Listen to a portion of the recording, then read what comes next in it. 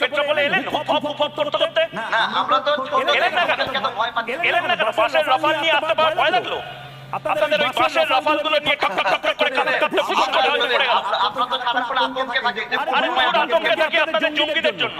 আপনারা যেভাবে জঙ্গিদের একটা সময় আপনারা পেঁয়াজ উৎপাদন করতেন, শাক সবজি উৎপাদন করতেন, লঙ্কা উৎপাদন করতেন, এখন আপনারা জঙ্গি উৎপাদন করেন। আপনাদের এখন লিঙ্ক শেষ হয়ে যাচ্ছে। বলুন কি বলছেন? সিনেমার মধ্যে আপনাদের বিরোধের গল্প নাই, আপনারা চায়না সীমান্তে বিলাই, পাকিস্তান সীমান্তে বিলাই, এখন বাংলাদেশ সীমান্তে আপনারা বিলাই হবেন আপনারা। কি অপেক্ষা করেন? কি আপনারা নিজের দেশটাকে রাখতে পারছেন?